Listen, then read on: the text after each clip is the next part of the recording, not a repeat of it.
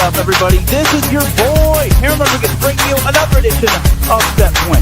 And as always, we have ourselves a jam-packed show as we have a lot of volleyball to discuss, such as BYU men's volleyball getting a big win over USC. Did they get 2 wins, or did they get the 1? Also, how about UC San Diego taking down Hawaii? But what went wrong with the Triton? What went wrong with the Bows? Or was just the Triton just being too good? Also, we have some beach volleyball news as UCLA just continues to win as they take down USC in the Center of Effort Challenge. Are those Johnny Little Bruins the ones to win this all this year? Also, how about Love Austin and Love Salt Lake taking down the top 2 seeds, Love Houston and Love Atlanta? Now they will clash the Love Championship match at Long Beach State. Also, how about the San Diego Mojo keeping its playoff hopes alive, and the Dallas Pulse contest to the MLB playoffs? Family volleyball, Set next. I'm about to hurry up the volleyball action here on Set Point. This is Teran Rodriguez bringing you another edition of Set Point here on iSports Radio, your direct feed for all that is sports.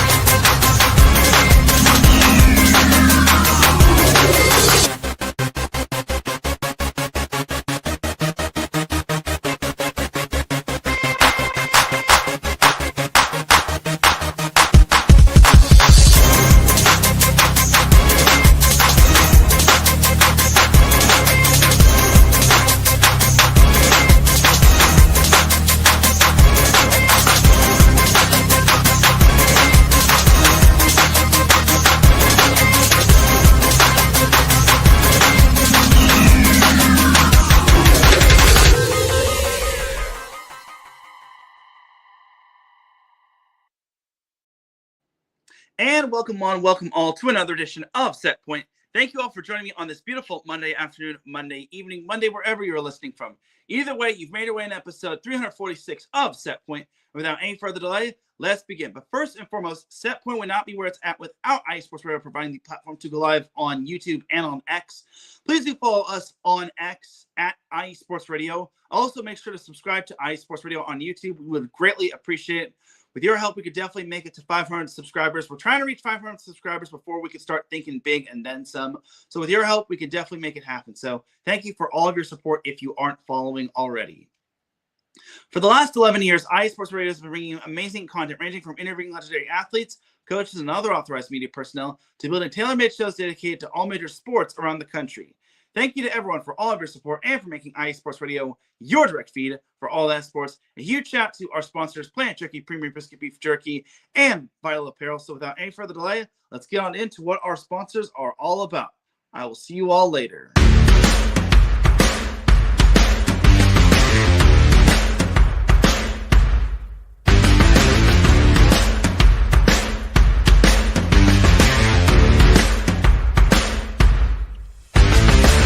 Hi, eSports Radio fans. This show is brought to you by Planet Jerky Premium Brisket Beef Jerky. Planet Jerky is the official jerky of the 2022 California League champion Lake Elsinore Storm, single-A affiliate of the San Diego Padres. This all-brisket jerky has gluten-free options, contains no MSG, no sodium nitrate, is low in sugar, and high in protein. Go to their website at planetjerky.net and follow them on Instagram at Planet Jerky. Planet Jerky, the jerky that's on a whole other planet.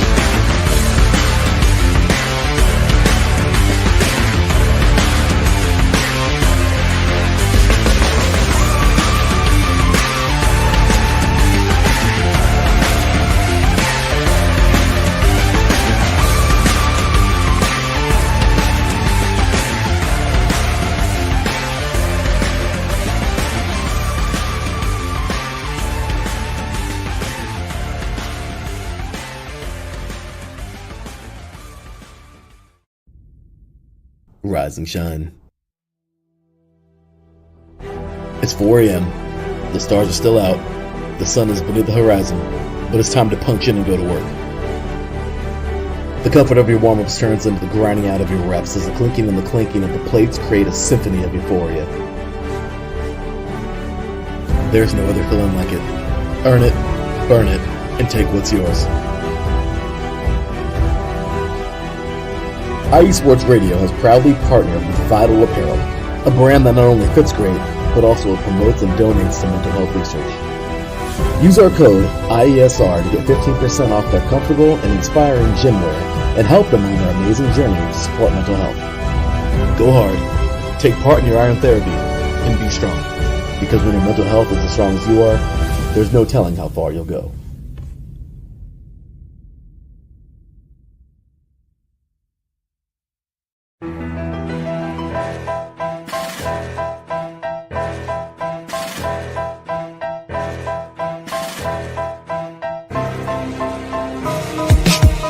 For the last 10 years, IE Sports Radio has been bringing you amazing content ranging from interviewing legendary athletes, coaches, and other authorized media personnel to building tailor-made shows dedicated to all major sports cities around the country. Make sure to follow us at IE Sports Radio on X, Instagram, Facebook, TikTok, and YouTube to keep up with the latest in sports and with all of our shows. Also, make sure to check out our daily updated website at iesportsradio.com. At iesportsradio.com, you can see our daily show schedule and check out all of our show pages with personal bios to learn a little bit more about each of our awesome hosts. In addition to our show pages, you can catch the iSports Radio blog, Hall of Fame, Fans of the Month page, and our merchandise shop including t-shirts, tank tops, caps, long sleeves, hoodies, and more. For now over a decade here at IE Sports Radio, we've continued to be by the fans, for the fans, and we thank you all for your support and for making IE Sports Radio your direct feed for all that is sports.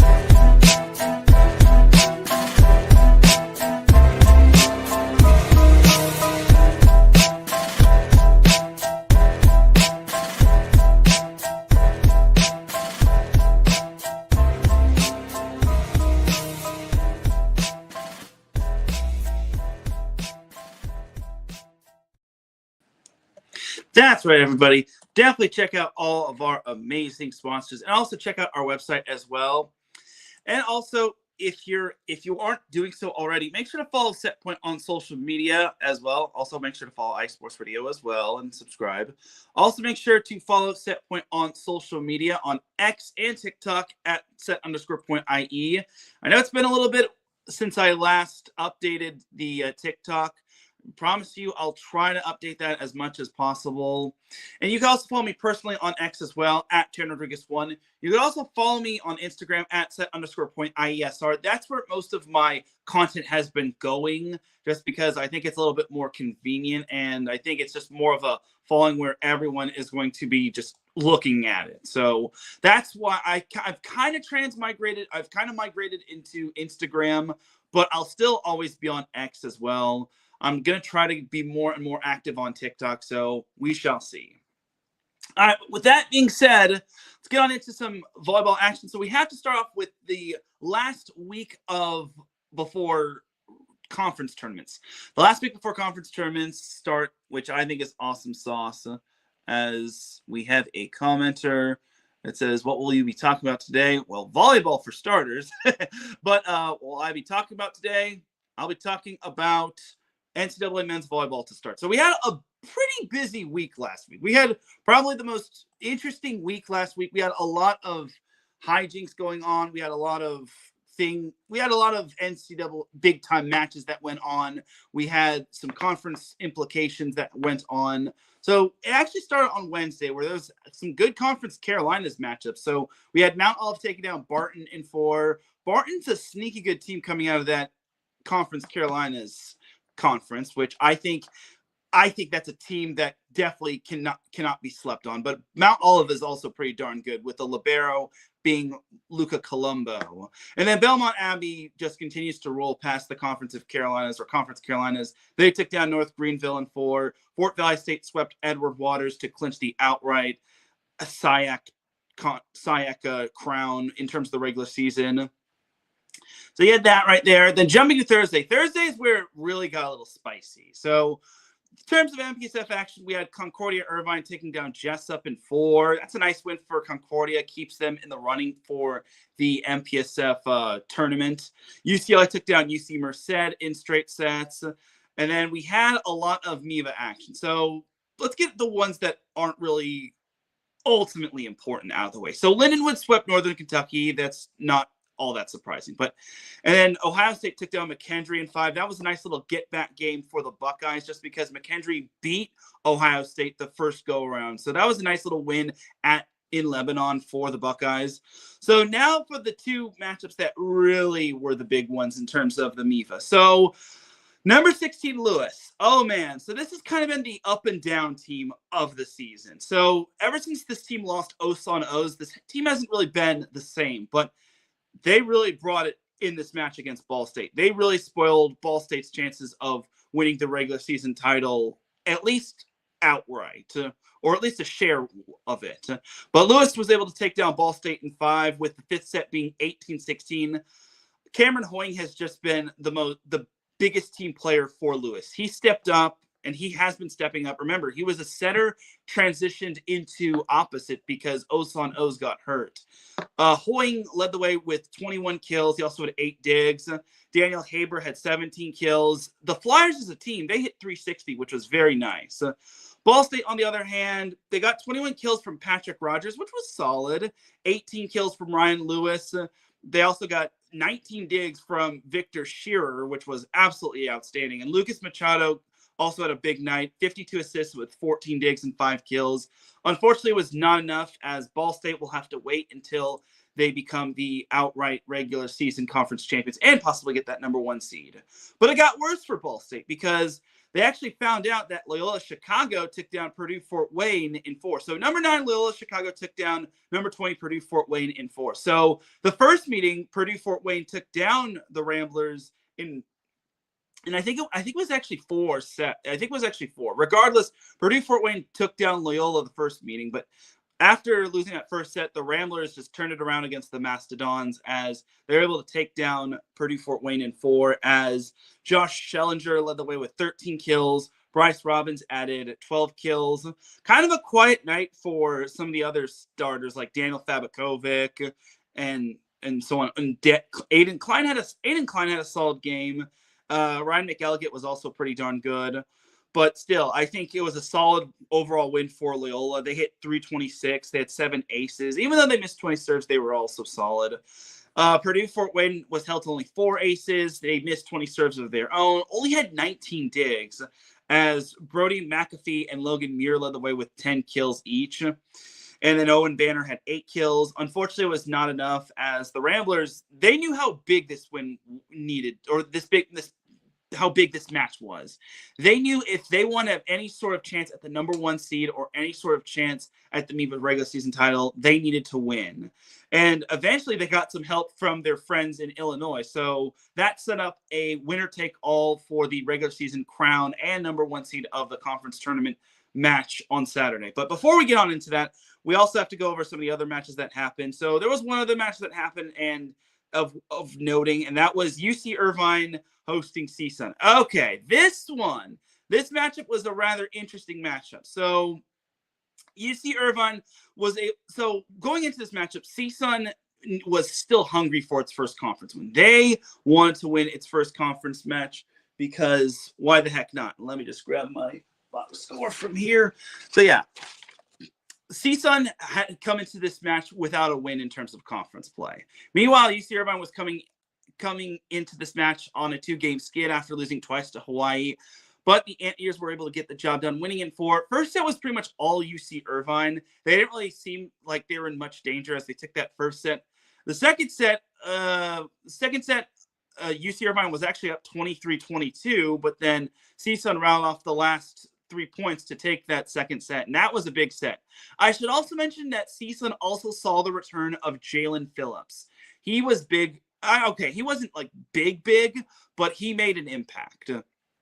And then the third set, this is where the third set kind of got interesting, and this is where I think I'll get into what happened in the third set later. But third set, CSUN had a couple of set point opportunities, but unfortunately, they wound up missing out on the opportunities to take that third set. And eventually UC Irvine took that third set 27-25. And that was the key right there, because set 4, UC Irvine came out hot and they never looked back as they took the fourth set 25-19. And they got a big night from Andre Jokanovic, who had 23 kills and 13 digs. Keep in mind, he's only a freshman and he is just doing it big. Will Darcy also had 14 kills, and then he also got 6 kills from Micah Goss and Andreas Brink. So Andreas Brink actually came in off the bench. I guess Andon Kiriakou was struggling a bit, or he might have hurt himself in the match. But either way, Andreas Brink came in off the bench, and he made a big impact. As a team, UC Irvine hit 387, so kudos to Cam Costi, who had 49 assists. For CSUN, they were led by Jalen Phillips, who had 15 kills and 5 digs. They also got 10 kills from Noah Dalfner. Jordan Lucas had 8 kills, and he had 7 digs, which I thought was good. He came in big off the bench, which I'll get into him in a little bit. But as for UC Irvine, this was kind of a much-needed win for them. They knew that they could ill afford another loss if they want to have any sort of hope of making it to getting a top 2 seed in the Big West Conference tournament. So they were able to do so, and you gotta feel bad for CSUN. And they had that third set. If they take that third set, they're feeling pretty good about being up 2-1, and the pressure might be on UC Irvine. And if it goes 5, then heaven forbid that might be a good thing for CSUN, just because UC Irvine's played a bunch of 5-set matches. Though UCI probably would have won that 5th set if it did get pushed to a 5th set. So unfortunately, tough loss for CSUN, but UC Irvine proved themselves really well. So, all right. So this is the fair warning that I must inform you all of. So it's a fair warning. This topic is going to be a little bit sensitive, and I don't want to ruffle anyone's feathers, and I don't want to get anyone fired, but this topic is a little bit sensitive. So during the broadcast of that match, the color commentary guy, if you saw the match on ESPN Plus, you probably saw the third set. Jordan Lucas put down a kill, and then Micah Goss tried to pass it back in play, but he passed it off.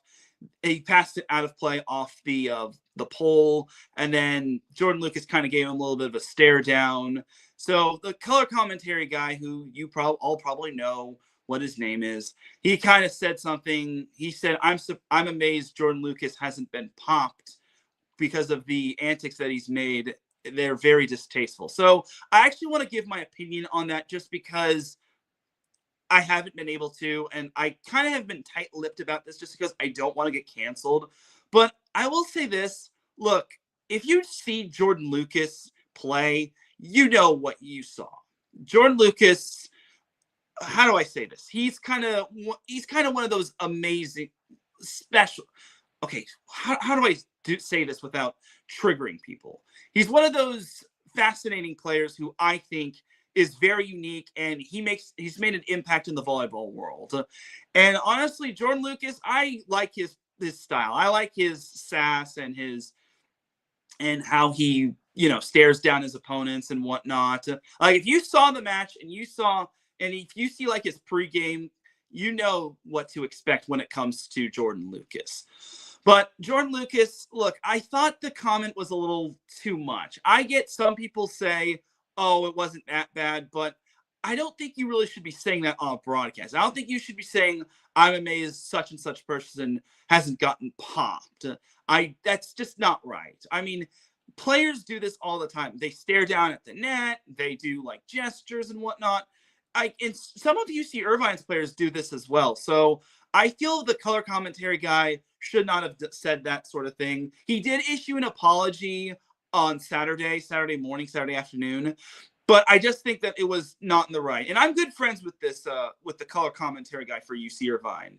I think he's a great person. I just think that it was kind of a wrong place at the wrong time moment. And this is why you got to watch what you say. And I totally understand. And I understand that maybe he's not used to seeing someone have like that sort of like personality and whatnot. I think Jordan Lucas, to me, is a great volleyball player and an even greater person. He's made volleyball a safe space in his own mind and in his own actions. So I think it was wrong for the color commentary guy to say what he said. I hope people don't give him too much grief. He obviously issued the apology, and I'm hoping, knock on wood, he issues an apology on air when it comes to the Long Beach State UC Irvine match. because that's when UC Irvine plays at home next. Spoiler alert: their next 2 matches after the CSUN match at home were at CSUN last Saturday, and then next Friday, or this upcoming Friday, at Long Beach State. But the bottom line is we shouldn't be saying anything derogatory toward any players, no matter who they are, no matter what they do. I thought it was not a good thing that he said that. I just don't agree with it. So, look, I will defend Jordan Lucas. I defend Jordan Lucas on what he did. I mean, if the refs want to call a yellow card or want to warn the player, then they can do so. They have the obligation to do that. But I just think that a commentator should not be doing that, no matter who it is. So it is what it is. But I stand with Jordan Lucas. But I also think that the color commentary guy apologized, and I think we should all just leave him be. I mean, everyone says he should be fired. I disagree with that. Unless, of course, I'm missing something. Unless, of course, I'm missing other things that he's said and done, because other people have been saying that he's done other things in the past. But I disagree with that. I think for the time being, we should forgive the color commentary guy on from UC Irvine for what he did. So there we go. That's my little take on it. I mean, I am all for all volleyball players. I respect all volleyball players, no matter who they are. I mean, as long as they respect me. So there you go. But I'm glad everyone stood with Jordan Lucas. And if you didn't, then I feel bad for you. Anyway, moving on. Friday's matches. So Friday we had NJIT beating Charleston in 4. We also had Fairleigh Dickinson taking down UMES. So that win is significant for the Knights, as that's actually their 13th win, which is the most they've had in program history. And it was also their 7th straight win, which was also the longest win streak that they've had in program history, which I thought was really cool as well. You also had George Mason taking down Princeton in 4. Nice little EIVA win right there. Queens took down Belmont Abbey in 3 on their senior day. A tough season for Belmont, or for Queens, because they had that win over Ohio State, but they never really got off the ground. And it's a bummer, because I think Queens is a solid team. I did a feature on them, but unfortunately it just didn't. Their season didn't pan out the way that they wanted to. And then you had St. Francis taking down to Uville. Okay, well, that was kind of expected. You had number 15 Penn State outlasting Sacred Heart in 5. So Sacred Heart is kind of one of those surprise teams this year. I think Sacred Heart has been a very big surprise for the EIVA, because remember, they had beaten Princeton twice, even though Princeton's not having a good season, though they do have a win over UC San Diego. But I think Penn State grinding out that win over Sacred Heart was huge for them, just because if they lose that, then George Mason's creeping up closer on their coattails. But enough about that. You also had UCLA taking down UC Merced a second time in 4 sets, which I thought was pretty cool as well. You also had number 5 Pepperdine taking down number 14 Stanford in straight sets. But we had the big upset right here. We had number 10 BYU upsetting number 4 USC in 4. Now, I was very skeptical at this match, just because this was USC's first match outside of the state of California. And BYU did not, well, BYU welcomed them in with open arms, but they also gave them the whole BYU 1-2. As Connor Uldaney led the way with 18 kills. You also had Trent Mosier with 16 kills. Trevor Herget had 12 kills. Tyler Herget had 55 assists and 7 digs. As a team, BYU hit 328. They only had 3 aces, but they came up big when it mattered most. The third set was kind of the big set where they needed to win that one, just because if they win that third set in the fashion that they did, USC's on their heels, they're on the road, and eventually it just fell down on their face. But BYU took that third set 30-28, and eventually they used that momentum and wound up winning the fourth set quite convincingly. So for USC, they were led by, obviously, Dylan Klein, who had 16 kills. He also had 9 digs. My takeaway for USC is this.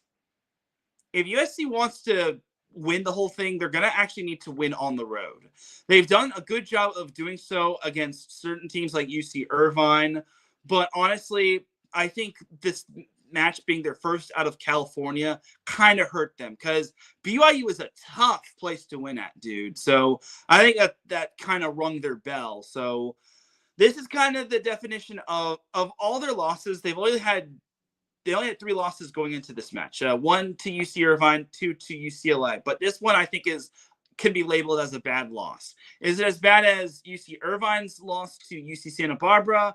Probably not, but I still think that this loss was ill-advised. But thankfully, you're about to see that. Well, okay, I shouldn't say that, but still, I think USC could have done without this loss.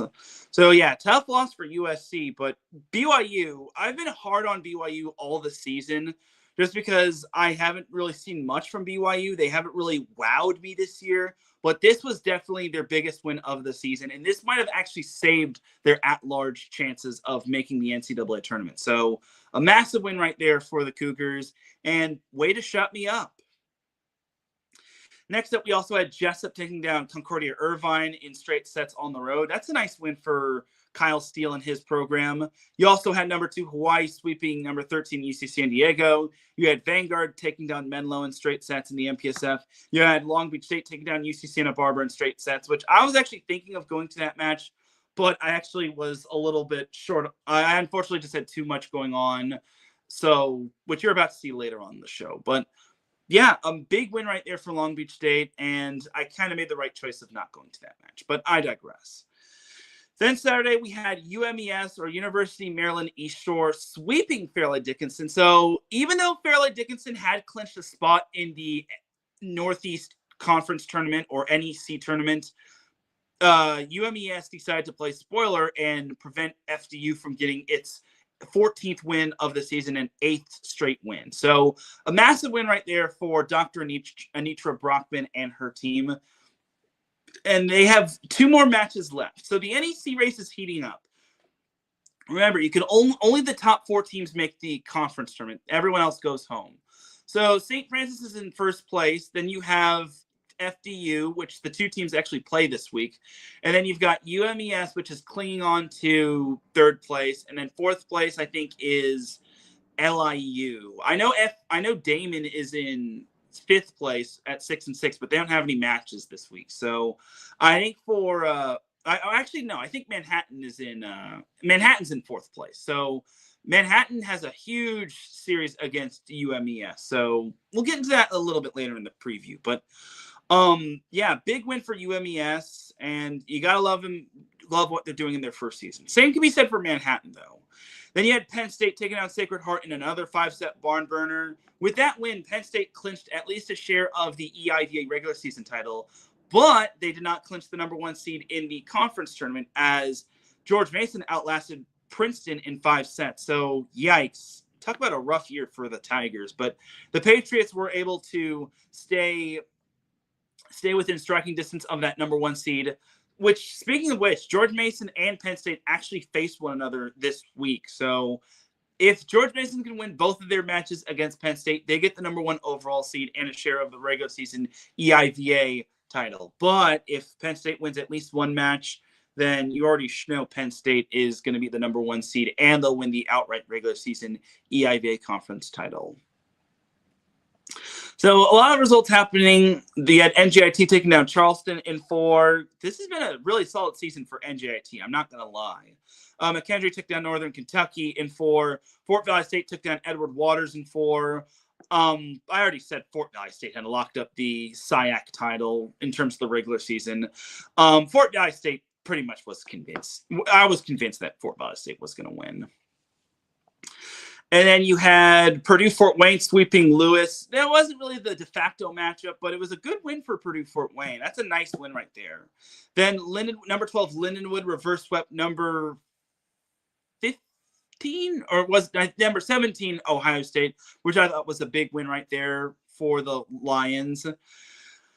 St. Francis took down Uville, like I said. Vanguard took down Menlo in 4, which surprisingly puts them in 5th place in the MPSF standing. So interestingly enough, Vanguard is tied for 5th. But here's the thing. They never played Stanford this season. So they're tied for 5th with Stanford in the MPSF standing. So it kind of makes me wonder, is that a good thing for Stanford, or was that a bad thing for Stanford? Just because Stanford would have to fit, if they're the 5 seed in the MPSF tournament, then Stanford would be on UCLA's path. But if Stanford is not on UCLA's path, they wouldn't have to face them until the championship, which anything can happen. But I imagine that UCLA would be able to handle no matter who is the number 5 seed. Though BYU would be an interesting case. But I digress. Let's save the conference tournament talk for a little later. Anyway, the de facto matchup we had was number 7 Ball State taking on number 9 Loyola Chicago in Muncie. In the end, Ball State was able to sweep the Ramblers 25-22, 25-20, and 25-16. The Cardinals were led by Patrick Rogers, who had 16 kills. They also got 10 kills from Ryan Lewis. Ball State hit 452, which I thought was pretty solid. And they only missed 9 serves. And they had a whopping 7.5 blocks. Meanwhile, for Loyola, they hit 300, but they only got 13 kills from Josh Schellinger. Only had 1 service ace, and they had 5 blocks as a team. So overall, Ball State bounced back very nicely from its loss. And it was also their senior day. They didn't need to. They were not going to lose on senior day. So a big win right there for the Cardinals, as they are the number 1 seed of their conference tournament. USC bounced back and took down BYU in 5. So the number 4 Trojans really should be breathing a sigh of relief, because if they lost that one, that would have probably hurt their at-large chances. But USC came through in the clutch, even without Sterling Foley. It looks like Sterling Foley did not play, as Christian Connell started in his place. But Dylan Klein led the way with 16 kills. He also had 10 kills for Parker Tompkinson. Like I said, Christian Connell had 9 kills, as well as Wes Smith. As a team, USC hit 316 while BYU hit 386, which wasn't bad. They got 26 kills from Trent Mosier. They got 18 kills from Connor Aldaney and 14 kills from Trevor Herget. Tyler Herget had 63 assists, but it wasn't enough, as BYU could not get that second win. But that was a clutch win right there for those gutty little Trojans. And then we had UC Irvine sweeping CSUN. That's not too surprising. Pepperdine took down Stanford in 4. I guess I forgot to mention that Pepperdine also took down Stanford in 3 the previous night. And then Long Beach State swept UC Santa Barbara in Santa Barbara. That was a nice win. And then we had this matchup. So number 13 UC San Diego took down number 2 Hawaii. So I have mixed feelings about this loss, or about this matchup. So on one hand, it's a great win for UC San Diego, as it's actually their first win over the Bows since 2024. It was also head coach Brad Rostratter's 50th win as head coach for UC San Diego, and also former Set Point guest. Can't forget Brad Rostratter was a former Set Point guest. But at the same time, Hawaii actually didn't start Tread Rosenthal. He actually came in off the bench in the 3rd set, as they actually started, wait for it, Magnus Hedervik. He actually had 29 assists and he had 7 digs. He played through 3 sets, and then I guess halfway through, Charlie Wade brought in Tread Rosenthal. That was rather wild. But Christian Chatrisky led the way for Hawaii with 18 kills. Louis Sakanoko added 15 kills. They also got 6 kills each from Adrian Rohr and Ofek Hazan. Yeah, they also didn't play some of their starting middles as well, as they did start Travell Jordan, but he only played in 1 set. But yeah, Ofek Hazan played most of them, played in all 4 sets. They also had Alex Park in there as well, and then Kainoa Wade also was in there. So, and then Finn Kearney played all 4 sets, though I don't think he played, though he didn't register any numbers, but I digress. Sebastiano Sani led the way for UC San Diego with 18 kills, while Josh Ewart had 10 kills. Honestly, this was kind of a throwaway matchup for Hawaii. I mean, maybe Hawaii was just so fatigued they just did not want to play any more of their starters, or some of their starters were hurting. But honestly, this loss isn't too consequential for the Bows. They still are in control of winning the Big West Conference in terms of the regular season and getting the number 1 seed. All they just need is 1 more win. That's their magic number, just 1. Unless they lose outright to CSUN this week, Hawaii should be the number 1 seed. I just don't see Hawaii losing to CSUN. And that's with all due respect to CSUN. But with how CSUN has been against the Big West, I just don't see how the Matadors are going to be beating the Bows on the road. So you had that matchup right there. And then Sunday, we only had one itty-bitty matchup, and that was UCLA sweeping Menlo. So still, UCLA and Pepperdine are tied for first in the MPSF. So you had that right there. So that's pretty much that for all of week number 15. As Brian Francione says, good evening, Teran. Thank you for tuning in, Brian. And then you also had Marcus Los Great saying salute. Thank you, Marcus. All right, so now let's get on into the AVC8 poll. So Pepperdine is now number 4 in the nation after USC. USC took a tumble, but I guess losing to BYU does that for you. And you got to remember that UCI also beat USC. Well, they split the matchups, but UCI needed 4 to beat USC the second go around, while USC needed 5 to beat UC Irvine.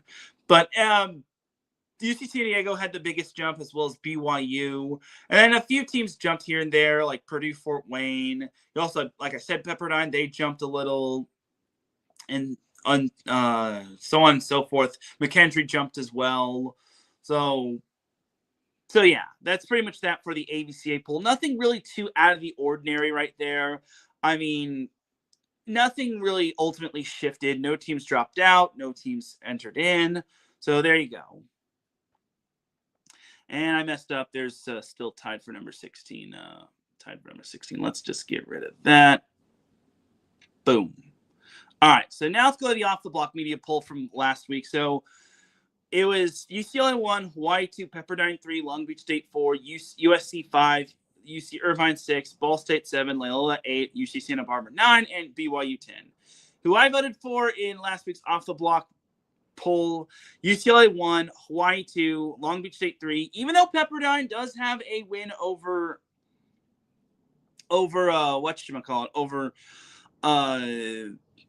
UCLA, I still put Pepperdine at 4 just because they still have a loss to UC Santa Barbara. So I kind of had to factor that in there. I put UC Irvine at 5. I put USC at 6. Look, USC losing to BYU is just not acceptable. I have to put UC Irvine ahead of USC. And I say that with all due respect to USC, because I like those Trojans. I like USC, but unfortunately I have to put them at 6. Ball State's still at 7. I put BYU at 8 just because BYU has a win over UC Santa Barbara, and I thought they came up big. And Loyola, even though they do have a top 5 win against Hawaii, I still have to put BYU over them. I still have to put BYU over Loyola just because BYU just has the body of work, in my opinion.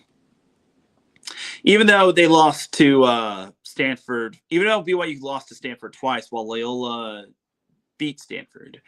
And then UC Santa Barbara, I still put at 9. So I'm a little surprised people decided to put Pepperdine at 3. Now, I say that with all due respect to Pepperdine, but Long Beach State only has 4 losses. Twice to UCLA, twice to Hawaii, which are both ranked ahead of them. I don't think Long Beach State does not have one bad loss. So I don't think we got to put Long Beach State behind Pepperdine. And you got to remember, Long Beach State beat Pepperdine. I don't know what these people are thinking putting Long Beach State behind Pepperdine. Yes, Pepperdine beat UCLA, but you also got to remember Pepperdine lost to Long Beach State. They lost to UC Irvine. They lost to UC Santa Barbara. What are y'all thinking? Anyway, but that's why we have this whole thing. To each his own. All right, so week 16 is here. So this is the last week of the regular season. And it's going to also be the last week of me doing my matches you should be watching for this week. So there are no matches today, nor any matches on Tuesday. So, let's jump to Wednesday. So nothing really stands out except for Concordia Irvine Vanguard. So if Vanguard wins this matchup, if they win both matches against Concordia Irvine, because the two teams also face each other on Friday in Irvine, Vanguard will surprisingly be the number 5 seed. Now, I don't know what the prerequisite when it comes to tiebreakers is following head-to-head sets, but remember, Vanguard and Stanford did not face one another this year. So Vanguard will not have the luxury of having tiebreaker in terms of like head-to-head. So I wonder if it goes in like sets overall in terms of conference play, because honestly, Vanguard, they don't have the body of work in terms of conference play. And this is what happens when you have a big conference with like a bunch of teams. So like this is what happens when you have a conference with more than 10 teams or 10 plus teams or 10 teams on the dot. But regardless, this is what happens where you have a conference with 10 teams and not every team makes the conference tournament. So there you go. But that's kind of your semi match to watch for. I mean, it's a little bit of a good matchup. It's between two former NAIA teams that are from Orange County. Speaking of teams that are former NAIA matchups, you have Jessup versus UC Merced on Wednesday. I think the two teams also face each other on Friday at Jessup. So I imagine Menlo would have. I think Menlo's the team that's at the bottom of the MPSF standings. But for this matchup, I think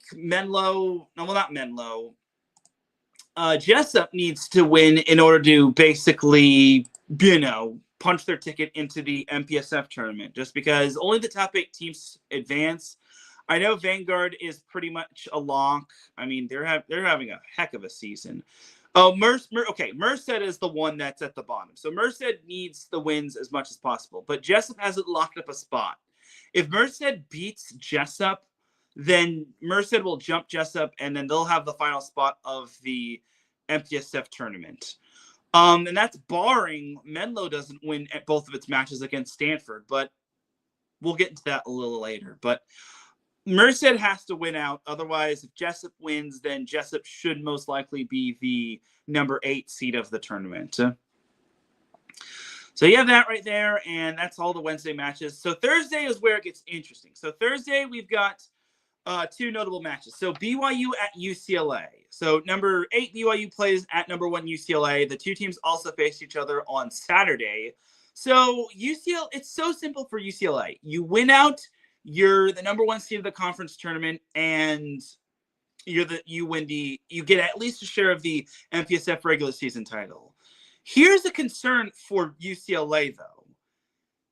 If BYU is the number 4 team, I highly doubt they'll move past 5. So if BYU is the number 4 team, or heaven forbid the 5 team, you kind of got to wonder, does that actually work against UCLA? Because BYU will have that familiarity. And you got to remember, the MPSF tournament next week is going to be held at BYU. BYU is the host team. And you already know that is one of the more raucous, tougher places to win at. Smith Fieldhouse is a very tough place to win at. So, and you saw what BYU did against USC the first meeting. So this could actually work against UCLA, just because UCLA will be seeing BYU quite a bit, and heaven forbid, unless USC loses out and then BYU wins out, USC would drop to 4. But I think for me, BYU having a lot of information and having that familiarity against UCLA would really benefit them. So UCLA better get used to facing BYU and seeing what their tendencies are and whatnot. And also on Thursday, this is a match that I might actually attend. Number 4 Pepperdine at number 6 USC. The two teams also face each other on Saturday in Malibu, which will be the last time Firestone Fieldhouse will be having a match there. But I'm really tempted to go to this matchup, but I might be going elsewhere on Thursday. But man, if there's ever a match USC needs to win, it's this one. I don't think. Okay, so Pepperdine, this is also simple. If Pepperdine wins out this week, then they will be the at least co-champions of the MPSF regular season. And then if they get help from BYU, they'll be the number 1 seed. I think that would be beneficial for Pepperdine, just because I think USC is a matchup problem. I think USC can be a matchup problem for anybody. But Pepperdine being that number 1 seed of the MPSF tournament would be massive for them. And they wouldn't have to face UCLA. Well, no matter what happens, I don't think they'll face UCLA until the final. But I think Pepperdine's path to the final will be a little less stressful, if you know what I mean. But also BYU is a good home team at Smith Fieldhouse, but they haven't really wowed me other than the USC win. But Either way, I think Pepperdine would like to avoid facing USC or UCLA in the semifinals in the event that USC just, somehow manages to play their best game. But USC kind of needs this momentum. The USC needs to win this matchup. I think they can do so. It'll be tough for the Trojans, but they'll be happy to know that unless other than next week, they'll be in Southern California this week. So, but USC better get used to playing in hostile environments. I should also mention that this is actually a rematch of last year's MPSF tournament final where Pepperdine took down USC in the MPSF final in Malibu. So that should also be on the minds of USC as well. And then looking at Friday, you've got Manhattan UMES. That's a huge matchup just because that could decide the fate of either one of those teams in terms of the NEC tournament. Then you've got Sacred Heart NJIT. That's a sneaky good matchup, and that could determine seeding. Both of those teams. Well, I mean, Sacred Heart, I think, is not so good matchup for Penn State, but that could be because Sacred Heart is a tough place to win at. But I think Sacred Heart matches up better against Penn State. But that being said, I think Sacred Heart would rather face Penn State in the EIVA final instead of facing them in the semifinals. But you never know. Then FDU faces St. Francis for a first-place battle in the NEC. Then you've got Penn State George Mason, which I think is going to be a great matchup. That's actually for first place and for the number one seed in terms of the EIVA conference tournament. But that being said, all Penn State needs to do is win one match, and then they will be the outright EIVA tournament or outright EIVA regular season champion, and they'll get the number one seed. And I think they'll get the chance to host as well. So you have that right there. That's an interesting matchup. I mean, it's a battle of two really good coaches in Jay Hosek and Mark Pavlik. This will be, and it feels hard to believe, this will be the last time Mark Pavlik will be coaching in a regular season EIVA match. Where's the time gone? Anyway, you also got Princeton, Harvard. I think Princeton bounces back in the battle of the Ivy League schools. Stanford, Menlo, Vanguard, Concordia, Irvine. And this is a matchup I'm going to probably be going to. Number 5, UC Irvine at number 3, Long Beach State. When it comes to the final regular season match of Long Beach State men's volleyball, you already know I'm going to be there just because they also have an after party as well, win or lose. But this is going to be a fun matchup right here. It's a top 5 matchup. Long Beach State, all they need is one win, and then they'll be the number 2 seed of the Big West Conference tournament. But for UC Irvine, they could be the number 2 seed of the Big West Conference tournament if they win twice against Long Beach State this week. But that's a big if. Long Beach State is still playing some good ball, even though they've kind of been a little bit dinged up. But we shall see. And Saturday, I should also mention Friday, you've got number 18 CSUN at number 2 Hawaii. Look, if Hawaii loses both times to CSUN, we have a problem here. I mean, it's going to be a real tough matchup for CSUN in terms of trying to win on the road. But regardless, CSUN could be an interesting team come the Big West Conference tournament. I just would like to see them get at least one win, but it's going to be really tough because Hawaii is just playing some darn good ball. And then I guess I forgot to mention Friday and Saturday, LIU hosts DUville. Look, LIU, they should win this one. I mean, I hate to say this about DUville, but they are just not that good. They are not good. They're the kind of the black sheep of the NEC, and that's with all due respect to them. They're already eliminated from NEC tournament contention. So yeah, LIU would be 6-6, which interestingly enough would put them tied at 6-6 with Damon. This is where it gets tricky for UMES and Manhattan. So, man, I don't envy the tiebreaker system when it comes to the NEC, but this is why you got to take care of business. The NEC has just been rather fascinating in terms of this year, just because only the top 4 teams advance, and spots 3 through 4, or 3, 4, 5, and 6 are up for grabs still. FDU's clinched a spot. St. Francis has clinched a spot. LIU can clinch a spot if they win out. UMES can clinch a spot if they win out. Manhattan can clinch a spot if they win out. So this NEC has been really wild this year. So, and I'm all for it. I know that's not really the cup of tea for everyone's conferences, but I think it's a fun conference. It's been a very fun conference this year. And then Saturday, you've pretty much got the same matchups. You've also got the MIVA tournament. And also on Saturday, you've got UC Santa Barbara, number 9 UCSB at number 11 UCSD. So Santa Barbara won the first meeting between the two teams. I imagine the Tritons will try to get some sort of momentum before the Big West Conference tournament. We shall see, though. All right, but that's that for the matchups, except we have the SIAC Conference and MIVA Conference tournament to preview. So this is the MIVA Conference tournament. Good luck trying to predict this when it comes to predicting this conference tournament. This one's going to be the most toughest conference tournament for me to predict. The SIAC, let's just get that out of the way. Let's just rip the Band-Aid off when it comes to the SIAC tournament, just because we already know who's kind of the clear-cut winner. But let's look at them SIAC standings. So we already know the number 1 seed is Fort Valley State. So yeah, Fort Valley State is the number 1 seed, which I think is pretty awesome. I mean, the fact that they've ran that conference from their second year as a program to you already know what they are now is pretty amazing, if you ask me. I think it's really cool. You've got Central State, Benedict, and Edward Waters. So Edward Waters just faced Fort Valley State last week. They did take a set off them, but honestly, it was Fort Valley State wound up winning both matches fairly convincingly. And Fort Valley State has won 9 of its last 10, which I think is pretty cool.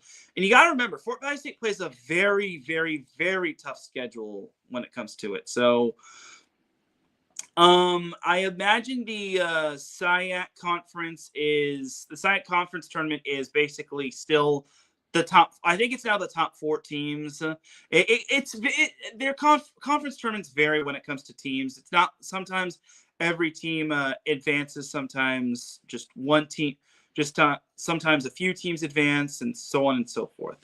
But yeah, looking at the SIAC conference tournament, it's going to be Edward Waters, Fort Valley State in the first round. If my computer wants to load the bracket and / the schedule and whatnot, but where's the schedule? Where are you, schedule? No. But if it is top 4 teams, then you already know if it is the top 4 teams, you already know who I'm picking in terms of winning the whole thing. I mean, I'm surprised the SIAC tournament isn't on. Is it this week or is it next week? These conference tournaments really are like fascinating, if you ask me. I need to confirm. Like,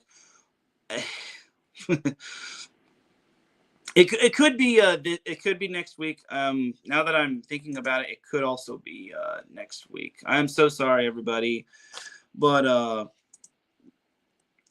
looking at the conference tournament, but I think we all know who's winning the whole conference tournament in terms of the SIAC. I don't think I should really put you all in suspense much longer, but I also want to give a chance for the other teams. I don't want to just pick one team out of the blue. I want to make sure I get this bracket correctly 100%. So looking at the schedule for Fort Valley State. Okay, so it is 16th through the 18th. So it's kind of weird that there's no that the conference bracket hasn't been released yet. So since it's Thursday and Saturday, I'm just gonna presume that it's gonna be just it's gonna be 4 teams partaking in it. So if I'm wrong, I'm wrong. But let's just get it out of the way. Let's just get this whole thing out of the way, and let's get through the MPSF or the SIAC tournament. So SIAC tournament, looking at it in terms of the standings, you've got Fort Valley State versus Edward Waters. So this is kind of the classic rivalry between these two teams. These are kind of the number 1. Normally they would be number 1 versus number 2, but since Edward Waters hasn't really had the season that they've had, they've kind of found themselves in the number 4 spot. That being said, I got to go with Fort Valley State here. Fort Valley State will advance past Edward Waters. Look, Fort Valley, unless Isaiah Fed isn't playing, I think Fort Valley State should be fine. And I guess we should confirm if Isaiah Fed did play. But Fort Valley State, Isaiah Fed played. So I think the previous week when Fort Valley State played Central State, that was kind of a precaution or something else happened. But I have Fort Valley State advancing past Edward Waters. Now, Central State Benedict is the interesting matchup. So Central State is kind of that team that has emerged, and they took down Benedict both times in 4 and 5 sets. They also are the lone team to push Fort Valley State, and then they also split with Edward Waters. That being said, I actually do got to go with Central State. I think Central State is kind of, even though, look, I know it's cliche and it's to have all chalk, but I think Central State is the team to at least try to threaten to take down Fort Valley State. But I think Central State gets past Benedict. I think Central State's kind of had a little bit more of a challenging schedule this year, and that kind of benefits them. So give me Central State over Benedict. So which means my final is Fort Valley State, Central State. Although Central State did push Fort Valley State both times, you already know I got Fort Valley State. If I will say Isaiah Fed not playing really hurt Fort Valley State that week. So with Isaiah Fed, Fort Valley State should be able to take down Central State. So it also helps that Fort Valley State has a very tough, challenging preseason. So give me the Wildcats to take down Central State. So there you have it. Now let's move on to the MIVA conference tournament. And like I said, good luck trying to predict this conference tournament. So first round is Ball State. Well, okay, the top 8 teams advance. Sorry, Queens, you didn't make it. But Northern Kentucky played number 8 seed. Northern Kentucky takes on number 1 seed Ball State. Come on. This is kind of a no-brainer here. I have Ball State advancing. I think Ball State advances just because they have the perfect package. And they already proven that they can take down Northern Kentucky. Next. All right, so Purdue-Fort Wayne, number 7 seed Purdue-Fort Wayne taking on Loyola Chicago. All right, this one's another intriguing matchup. I think this one is a fascinating matchup for the purpose of, I think Loyola kind of has a tough time with Purdue-Fort Wayne. Purdue-Fort Wayne's a good team, but that being said, I think Loyola is actually playing better ball. I mean, Purdue-Fort Wayne hasn't wowed me at the beginning, but at the same time, I think Loyola is a tough matchup for them. I think Loyola is a better team than they were previously. So I'll take Loyola over Purdue-Fort Wayne. So next up, we have Lindenwood versus Lewis. All right, this is where it gets tricky. Lewis just took down Lindenwood a couple weeks ago. That being said, Lindenwood has had such a great year, and Lewis has risen above losing Osan O's. That being said, this is such a tough matchup to predict. Man, you know what? I mean, if Lindenwood doesn't hit their serves, then that's kind of where they're vulnerable.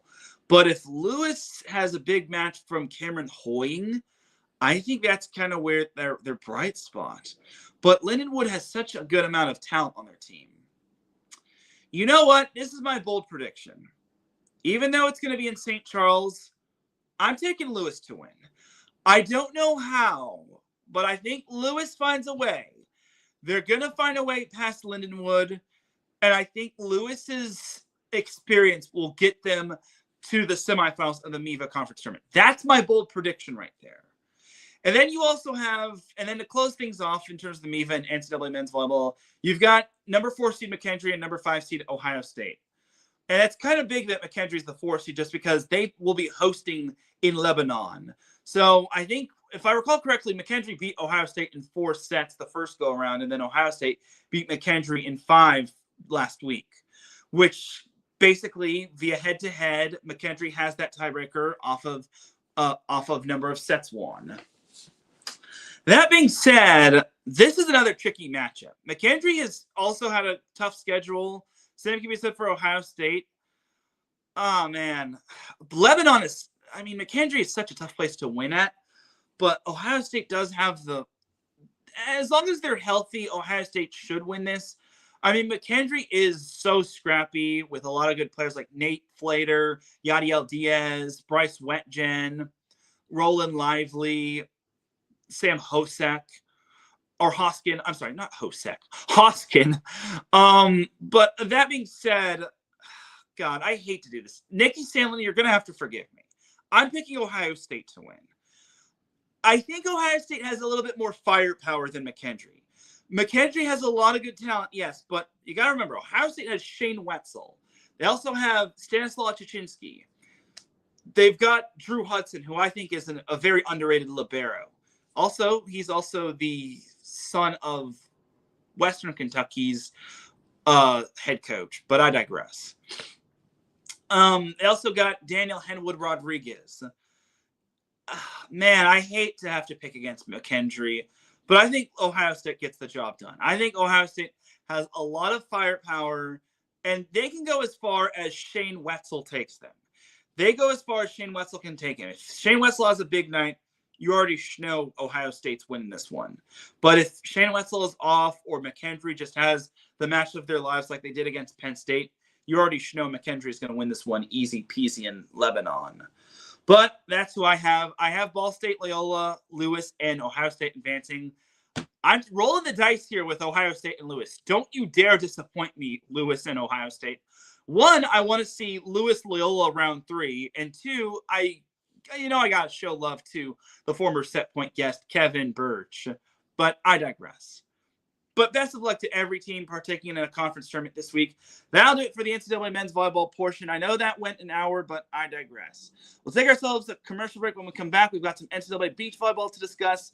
Then we've got some MLV to discuss, then some League One volleyball, a little JUCO action, then a little high school boys volleyball to close off the show. So you're watching Set Point here on iSports Radio, your direct feed for all that sports. We'll be right back after this.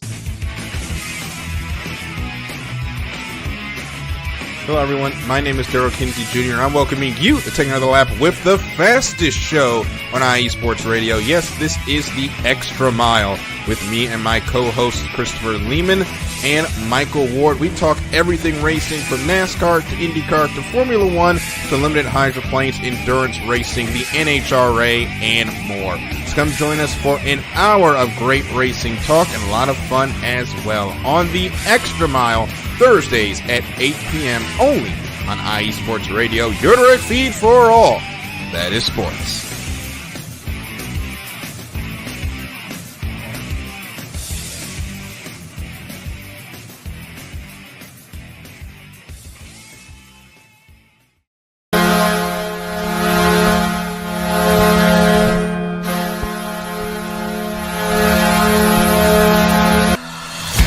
Hockey fans, I'm Adam Kernick. And I'm Zach Puplis. Together, we are the newest version of Hockey Talk on IE Sports Radio, The Neutral Zone. Zone. We love hockey, but we also know it's not everyone's first sport. So we want to make this show as much for new fans as for the diehards. Whether you can name all the Swedes on the 08 Red Wings Stanley Cup team, or if you can't tell if Varlamov is a goalie or the latest trendy vodka, we're here to help. With facts, figures, and outrageous fans, we bring you all the hard-hitting hockey news you can handle, while still keeping it fun and on the rails. Well, mostly. So tune in every week as we go around the hockey world, from college to Canada, the minors and the majors, and everywhere in between. So bring your cellies. And your one-timers. You wicked wristas. And be sure to protect your five-hole. Catch the Neutral Zone every week on IE Sports Radio, your direct feed for all that is sports. We promise not to pick on the Arizona Coyotes every episode.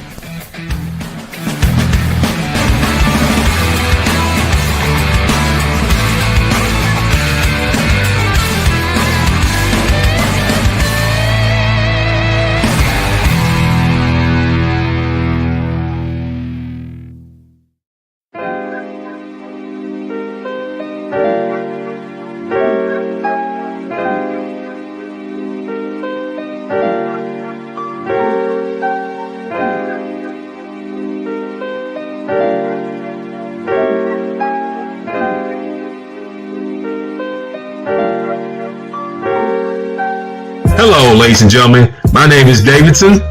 It's your boy, Dentarius Lava. And we're the hosts of Fast Break here on IE Sports Radio, where we discuss everything in the world of basketball from prep to the pros. You guys should definitely check us out, man. Sunday, 8 p.m. Eastern, 5 p.m. Pacific. We got all the basketball information you guys need, so we look forward to you guys listening in. And please do, because we are the best basketball show on this side of the Mississippi. And please do check us out on Twitter at FastBreakISR. D-Lock, where's our time again? 8 p.m. Eastern, 5 p.m. Pacific. That gives you guys plenty of time on a Sunday. Tune in.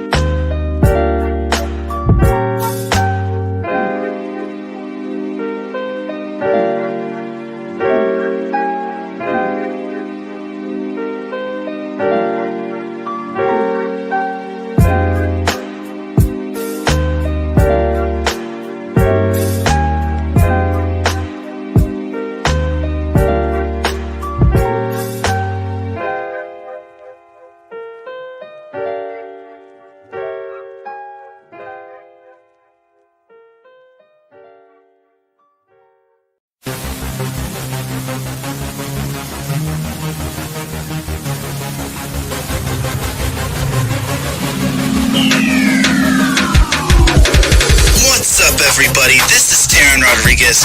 Are you a fan of volleyball? Are you a fan of Thunder Spikes?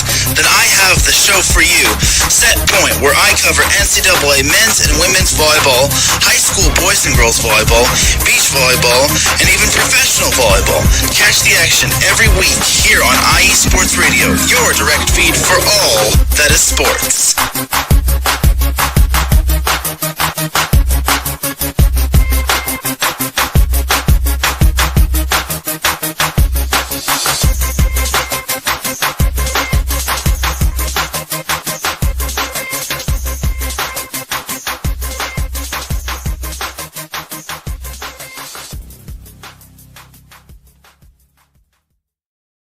That's right, everybody. Definitely check out all of our amazing shows, and also check out Setpoint on social media, and also check out our website as well. Shout out to Davidson Crooks for popping into the chat room. He said, hit that like button, folks. Yes, hit that like button. I would greatly appreciate it. It helps boost the algorithm of this video. Anyway, welcome back to the second half of Setpoint here on IE Sports Radio, your direct feed for all that sports. All right, so instead of going into NCAA beach volleyball, I actually do want to jump on into the League One Volleyball Championship, or LOV. So it's actually pronounced Love and not LOVB, but I digress. So for the LOV semifinals, they did not disappoint. So I actually missed the first day of the semifinals as Austin and Houston wound up winning the first matchup. So the first matchup was LOV Austin and LOV Atlanta, and Austin was able to take down Atlanta in straight sets. That wasn't too surprising. I tried to tell you all that Austin was a little bit better, and they're going to have the heart of the champions. So I was a little surprised, however, at how LOV Houston struggled against LOV Salt Lake, and they needed 5 to beat them. But they were able to beat them, and Houston was able to take the first match against Salt Lake in 5. It was a grinded-out matchup. It was an ugly matchup for that matter. But, you know, Houston, a win's a win, and you got to win at some point in terms of you have to win when it comes to the postseason, because it's win or go home. I mean, you can actually lose twice. You can lose at least once, but you can't lose twice. But yeah, Houston was, it was a very tight matchup right there. It was, and all, by the way, I should also make note that all the matches took place at Freedom Hall in Louisville, at the University of Louisville. So, for the second match, the second match between LOV Austin and LOV Atlanta was on Saturday, where it was actually televised on ESPN2. So thank you to ESPN for televising that matchup.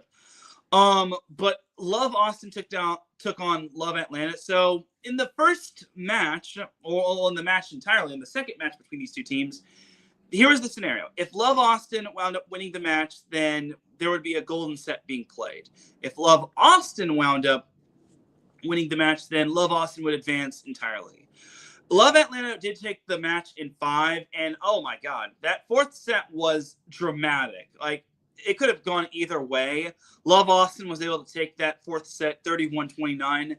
Love Atlanta was led pretty much throughout wire to wire in that 5th set, and eventually they took it 15-11.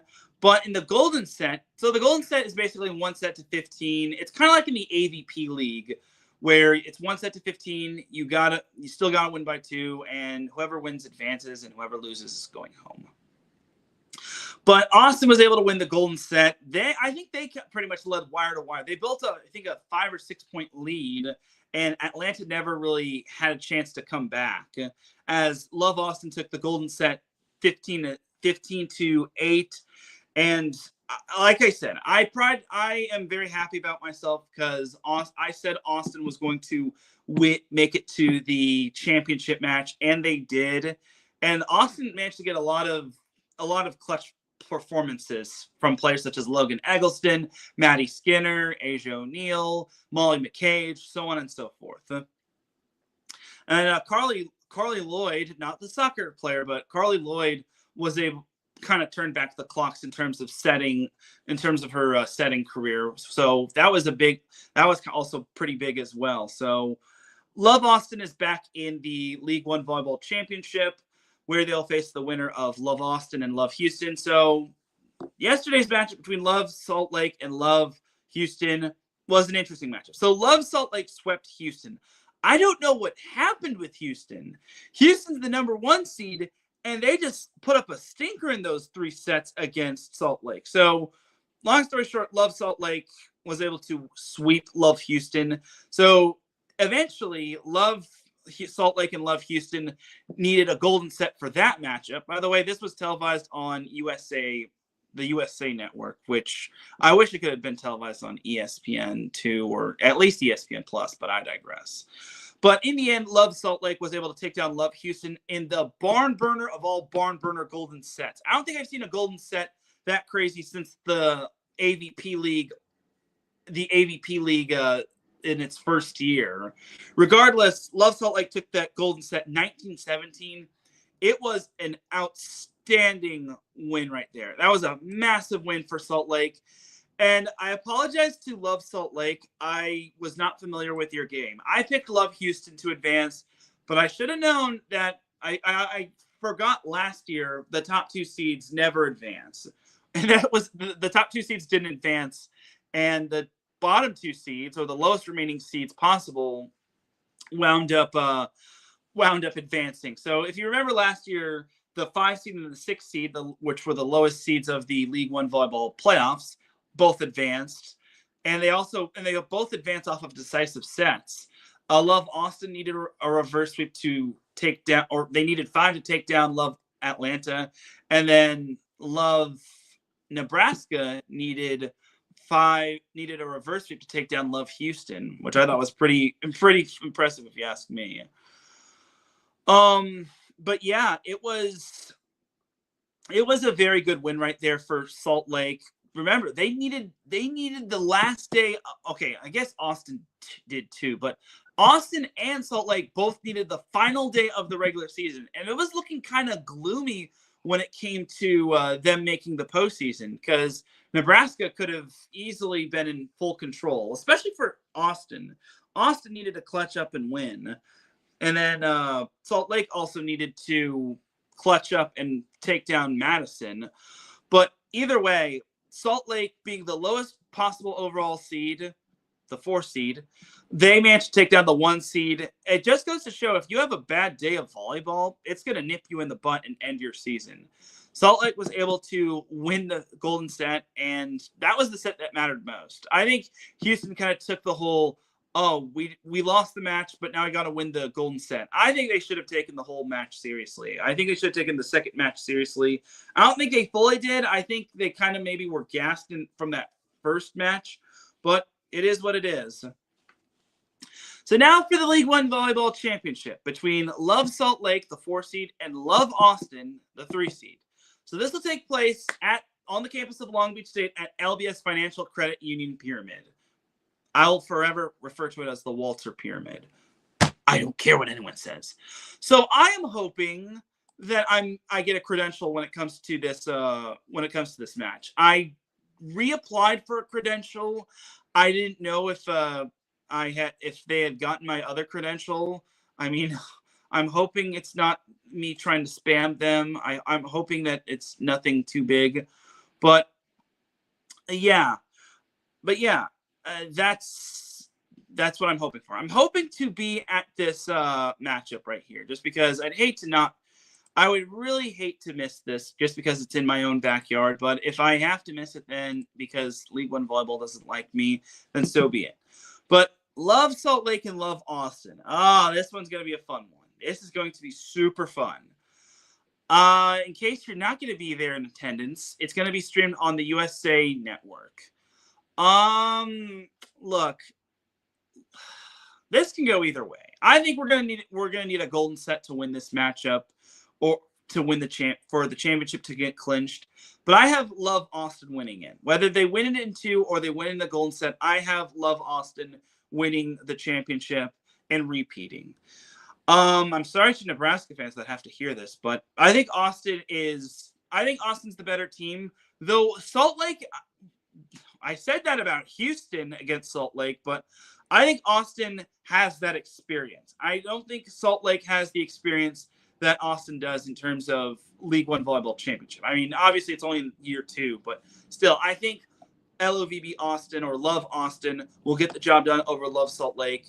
There will be a golden set that will be needed. I'm calling it right now. A golden set will be needed to decide the championship, but I have Austin winning the whole thing just because Austin, to me, I think Austin on paper looks good, but you can't discredit Salt Lake. I think Salt Lake is definitely going to be good. So overall, I think Austin is going to edge this one out. I think this one is going to be fully earned. But that being said, do not underestimate Salt Lake by any means. Salt Lake is definitely going to, have their way. And if Austin plays the way that they did, the way that Houston did on Sunday, Austin could very easily lose this one. But they could also very easily win this one. But we shall see. So, again, LBS Financial Credit Union Pyramid on the campus of Long Beach State, Thursday and Saturday, both at 5 p.m. Pacific time. You won't want to miss it. And I'm going to be there for both matches. Well, hopefully I will. If not, then I'm going to be covering my NCAA men's volleyball because League One Volleyball decided not to credential me. Blah. Anyway, that'll do it. That'll do that for League One Volleyball. So now let's talk some NCAA beach volleyball. So here's the poll from last week. So nothing really changed too much. I mean, Boise State jumped up a spot. GCU jumped up a spot. Florida State is pretty much the top 6 are still the same. LMU and TCU swapped spots. Long Beach State is still the same. Arizona, I keep forgetting to put Arizona State instead of Arizona. We can't have 2 Arizonas. Boom. So yeah. Arizona State, and then you've got and then pretty much everyone else. Hawaii kind of moved down after they suffered a few tough losses here and there. FAU kind of moved up a little, but not only a little. And that was pretty much that. So as for last week in terms of NCAA beach volleyball, UCLA wound up winning the Center of Effort Challenge and at Cal Poly San Luis Obispo. So here's how it went down. So it went down with 2 4-team pools, and basically whoever wound up having the better record advanced to the championship match. So UCLA pretty much took care of business when it came to their matches, and then USC kind of did the same. Yes, I will say it right now, USC did take down Stanford, which I thought was a massive win on USC's behalf. That was a huge clutch win right there for the women of Troy. But what wasn't really a clutch win was them, unfortunately, losing to UCLA in the championship. So if I recall correctly, I think USC is 0-3 against UCLA this season, which That's a problem if you're USC, because you have to find a way to beat UCLA, because I think that's the team to beat this year. Between UCLA and between Stanford, maybe Stanford, I think that those are the teams to beat right there. But I think UCLA is more the team to beat just because they've got a lot of talent under their sleeve, and I think UCLA. If I had to pick, I think they have that championship experience and that NCAA tournament experience. So unfortunately for USC, they're just going to have to go back to the drawing board and hopefully find a way to beat UCLA. But that's a big hopefully. Other results that happened, Stanford finished third in the Center of Effort Challenge. They beat Cal Poly for third after suffering that tough loss to USC. Washington pulled off a nice little upset against Boise State, but JCU was the one that snapped Boise State's win streak, which actually was the 5th longest active win streak. FAU took down Florida Gulf Coast. That was a nice win right there. FIU took down South Florida. That's a nice win right there. Stanford also took down TCU, and they also took down LMU. I think also Cal took down TCU as well. LSU also pulled off a win. Okay, they pulled off a few wins here and there. Yeah, Cal took down TCU in the 5th place match in the Center of Effort Challenge. But yeah, it wasn't not TCU's week last week. It was a kind of a forgetful week when it came to TCU. Although there was a little bit of rain, but a little rain never kill anybody. But I digress. And GCU also took down South Florida. USC took down LMU. UCLA swept Arizona State. Washington swept FIU. So I'm willing to bet Washington's going to be in the top 20 in tomorrow's AVCA poll. And speaking of Washington, Steve McFadden has been named the head coach of the Washington Beach volleyball program. He was actually the interim coach, but now that tag has been taken off, and he is now the full-time head coach for Washington Beach volleyball. So congratulations to Steve McFadden. UCLA also took down Cal. So UCLA took down Cal. They also took down Cal Poly. And then they also took down Arizona State. So that's who they also beat in the Center of Effort Challenge. And like I said, TCU also took down LMU. But it was just not the week of TCU. It was a very forgetful week if you're a TCU beach volleyball fan. But it's still there's still plenty of time left. But I'm not really sold on TCU this year. I think TCU is a solid team, but I don't think they're a great team. So anyway, that is pretty much that in terms of the notable results. So, I mean, there was a lot of results that happened, but I don't want to go through all of the results just because not all of them were all that significant, but it is what it is. All right, but that's that for NCAA beach volleyball. I think we're like a week or two away from conference tournaments beginning. So you have that right there. So now let's move on to the MLV. So we'll move on to the MLV, talk a little high school boys volleyball, talk a little JUCO volleyball, and then I'll send you all on your way. So Major League Volleyball was quite the eventful week last week. So in terms of the MLV, there was a good amount of notable results. So let's start things off on Thursday when the Indy Ignite visited the San Diego Mojo. So this was kind of a crucial matchup for the Mojo. Coming off of a big win over the Dallas Pulse, the Mojo knew that if they got the win over the Ignite, their playoff hopes would increase drastically. Unfortunately, the Ignite did not get the memo as the Ignite outlasted the Mojo in 5. San Diego's played a lot of 5-setters this year, but unfortunately, they've kind of been on the wrong side of those 5-setters, as Azani Teeler led the way with 22 kills and 14 digs. Kayla Lund also had 14 kills and 26 digs. I think, yeah, Kayla Lund, that's the same Kayla Lund from Pitt, who was from Southern California. So this was kind of a little bit of a homecoming for Kayla Lund. I think she also played on San Diego for a bit, but I digress. Elena Scott had 20 digs. In terms of the offense being set, Mia Tuaniga had 56 assists and 16 digs. this was kind of a homecoming for her as well because she's from the Southern California area, though not from the San Diego area, but I digress. Grace Loberg led the way for San Diego with 16 kills and 16 digs. You also got 11 kills from Allison Jacobs. They got 47 assists and 14 digs from Marley Monserrat, but it was not enough. And Shara Venegas had 16 digs, but still not enough as the Ignite dodged a bullet. But I think Indy's kind of being in cruise control just because they've already clinched a playoff spot.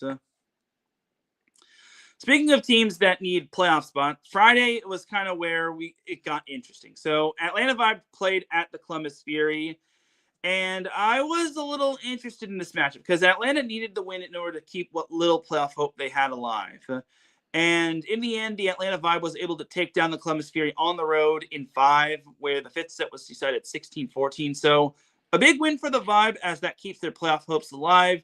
They got 16 kills from Aiko Jones and Leah Edmond. They got 15 kills from Taylor Smith, who also had 22 digs. Avery Carlson had 44 assists. That was pretty much that. As their libero, Allie McKissock, had 18 digs.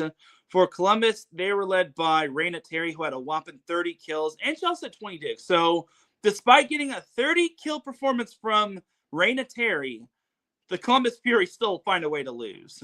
This has been the Columbus Fury season in a nutshell. They still can't find a way to beat some of these big-time teams.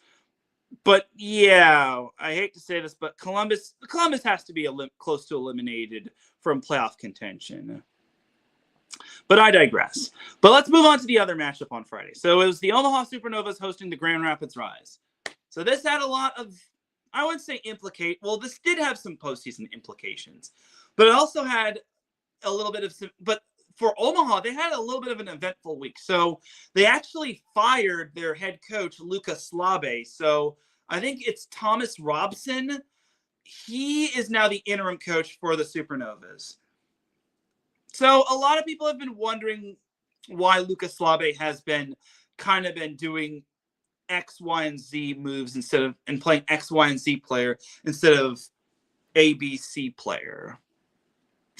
I don't know why. I don't know what went down, but yeah, for being one of the more highly revenued teams in the league, Omaha just can't seem to find a head coach. I mean, Laura Bird Kuhn was perfect for their team, but I guess they moved on from her after year 2 just because Omaha should have won the championship just because they were the number 1 seed, but they wound up losing to the 4 seed Indy Ignite.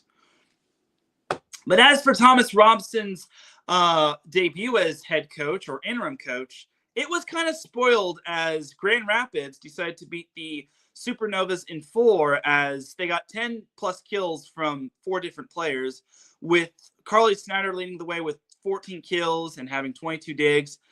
Apparently Grand Rapids had a whopping 104 digs, which I think was an MLV record. So it felt like a Big Ten matchup. Long story short, the Grand Rapids Rise felt like they were playing a Big Ten matchup because they had a lot of digs. Omaha only had 80. So this is where they kind of wish they had someone like the likes of Alexi Rodriguez or the likes of Justine Wong-Orantes, but I digress. Anyway, Omaha was led by Sarah Parsons, who had 13 kills. They also got 10 kills from Merritt Beeson and Layla Blackwell. Brooke Nuneviller had 7 kills. Not really her best night. Sydney Hilly had 27 assists and 15 digs. Elena Ogilvie had 20 digs against her former team, while Morgan Hentz had 19 digs against her former team. So, yeah, this was the battle of the Morgan Hentz Elena Ogilvie trade. Except the Supernovas have the Grand Rapids Rise's first round pick. So whatever pick the Grand Rapids Rise had, it's now going to the likes of the Omaha Supernovas. But still, the Supernovas unfortunately could not beat the Rise, which is a bummer. That win would have been so big for them. Speaking of big wins for certain teams, the San Diego Mojo pulled off an amazing 5-set win against the Orlando Valkyries. I've come to the conclusion the San Diego Mojo love to go 5 sets with a lot of these teams. It's really funny when you look at it. But San Diego being at home was kind of the best thing for them just because They didn't have to go anywhere. I know they lost to Indy earlier in the week, but at the same time, Orlando had to go pretty much fly across the country down to San Diego to take on the Mojo, and the Mojo was able to take down the Valkyries in 5. And that was a very clutch win for San Diego because it keeps their playoff hopes alive, as they were led by Allison Jacobs, who had 12 kills. They also got 10 kills each from Morgan Lewis and Grace Loberg. Loberg also had 20 digs to lead the team in that category. Even though San Diego didn't have the best hitting percentage, they were able to find a way to win, and that's kind of what you have to do. The Valkyries only hit 144, as they were led by Charity Looper, who had 13 kills and 21 digs.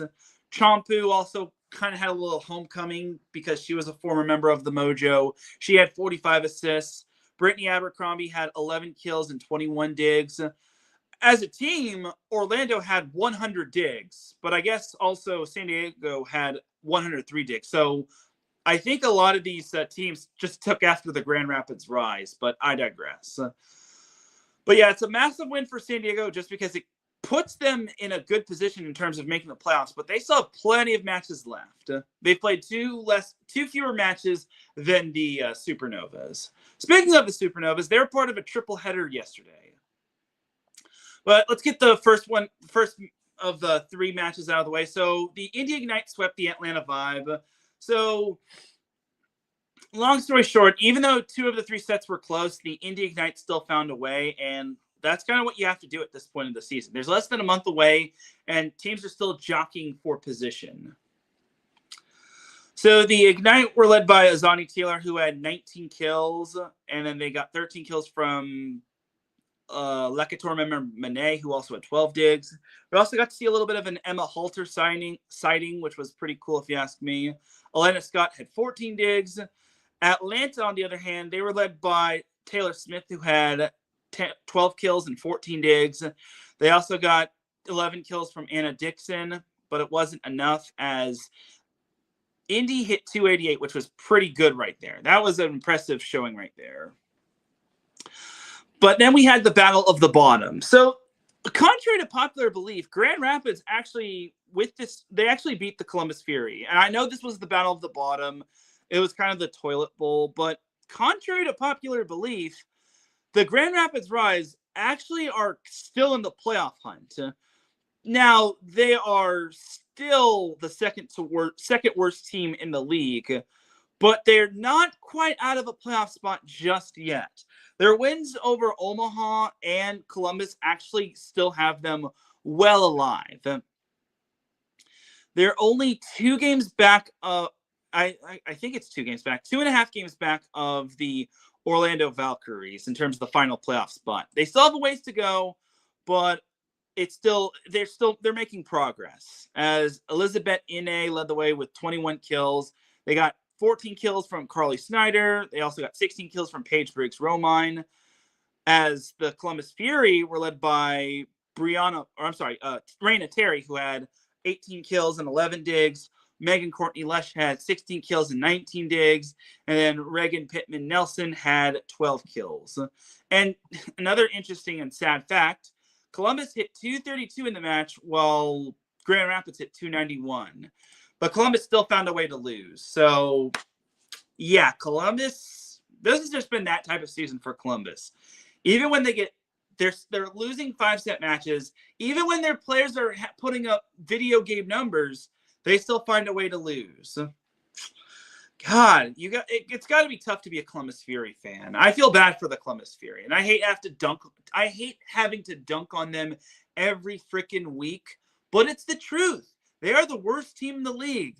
They are not real pro volleyball, unfortunately. I'm just kidding. They are real pro volleyball. But they're kind of the Cleveland Browns of the MLV. I'm sorry to say, but they are the Cleveland Browns. And it's par for the course, sadly. Anyway, so last match of the triple header and last match of week 14 of the MLV season, Omaha Supernovas hosting the Dallas Pulse. So I thought there was at least some sort of chance for the Dallas Pulse to lose this one just because Omaha's at home, and there was actually 11,000 plus in attendance for this match. Unfortunately, Omaha did not get the memo of winning this match as the Dallas Pulse took down the Omaha Supernovas in straight sets. as Sofia Maldonado Diaz led the way with 21 kills. Mimi Collier had 18 kills. As a team, Dallas hit 320, while the Supernovas hit only 202, as they were led by Sarah Parsons, who had 11 kills. Elena Oglavik, I think she had a season low 13 digs, but in a 3-set match, that's actually kind of impressive. But man, the Omaha Supernovas, if the season ended today, the Omaha Supernovas would barely be in the playoffs.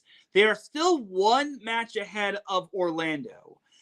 That being said, let's jump to week 15, because you're never going to believe who the Omaha Supernovas play.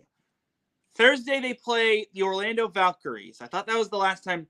I thought they were done playing the Valkyries, but man, if there's ever a match the Omaha Supernovas need to win, it's this one. I don't care what kind of turmoil they've been through. I don't care if they have an interim coach. I don't care if some of their players have been struggling. They have to win that matchup. If they lose that matchup, I imagine Orlando has the tiebreaker over the Supernovas in terms of the head-to-head tiebreaker. But if the Valkyries win that matchup, that's bad news for Omaha. Because I already know Omaha's final schedule. They're at Orlando, at Atlanta, home against Columbus, and then they're at Dallas. Basically, Omaha is going to be on the road for most of its matches. And then they've got the Columbus Fury, which they should win that one at home. I can't imagine them losing that one. But as for the matchup at hand, this is so big for Omaha and Orlando. I imagine whoever loses this could be an elimination game right here. So they got to find a way to win. Or Omaha has to find a way to get up off the mat, and they have to beat Orlando. And same can be said for Orlando, because they're coming off of a tough loss against San Diego. And here's the thing. Orlando has no more excuses. I know they don't have I forget her name. Not Morgan Lewis. I forget the one player from the Las Vegas Thrill, but I know they don't have her, but they have Brittany Abercrombie. They're pretty much at full strength. I don't want to hear the excuses of Orlando not being at full strength. I know they don't have the one player who's still out for the season, but still, Orlando is at more of full strength than ever, and they need to win this one. They have to win this one, because imagine being a reigning champion and not being able to defend your crown by missing the playoffs.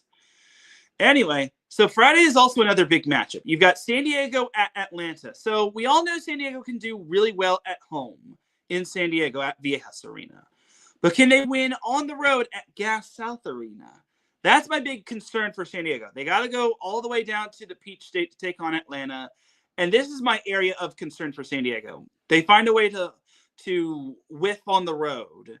And Atlanta's also fighting for a playoff spot as well, because looking at Orlando, they're only, I think, 2 games back of Omaha. They have played 2 fewer matches than the Supernovas. So Atlanta, if there's ever a time for Atlanta to win, it's now.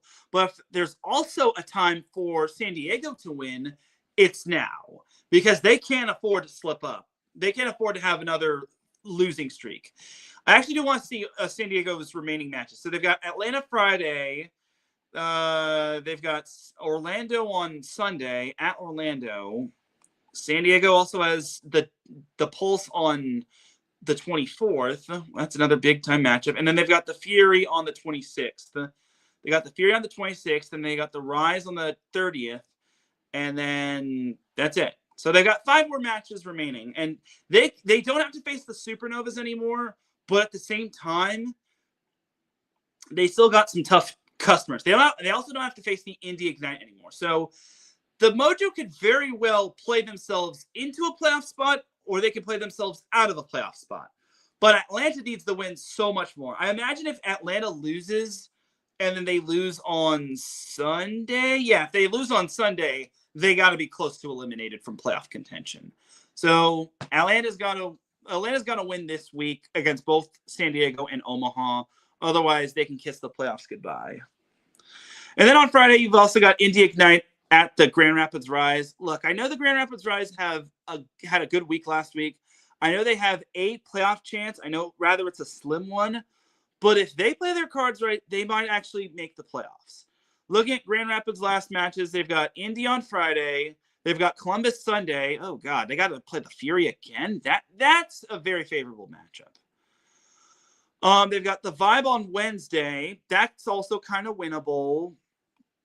You've got the Valkyries on Saturday, next Saturday. So that's another kind of winnable matchup. And then the Mojo on Thursday. That's another kind of winnable matchup. And that's it.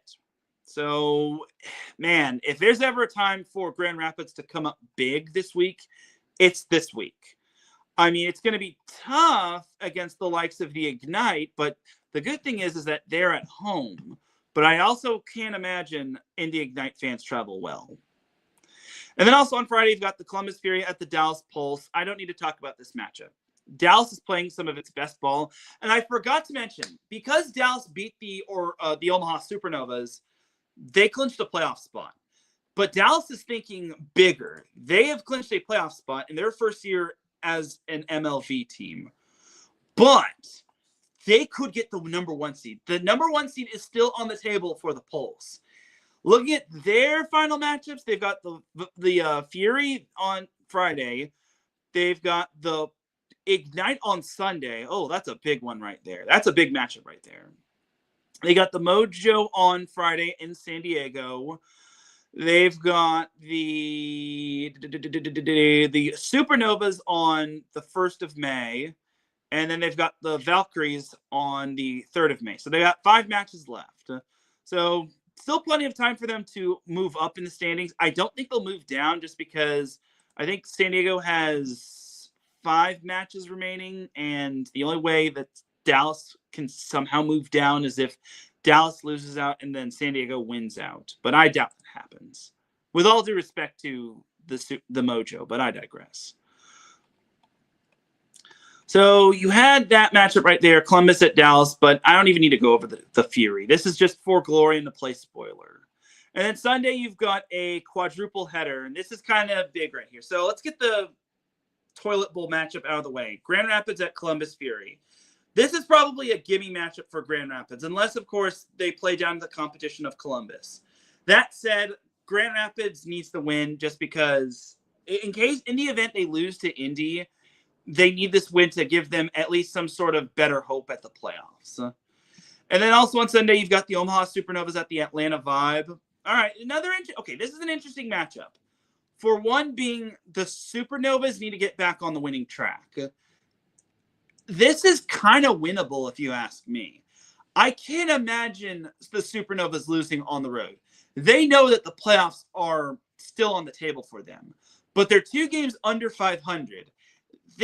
And they're one of the more successful programs. They're probably the most successful program of all the MLV teams. That said, they can't afford to lose 2 more in a row. If they lose 2 more in a row, then something's going on with that program, or with that team.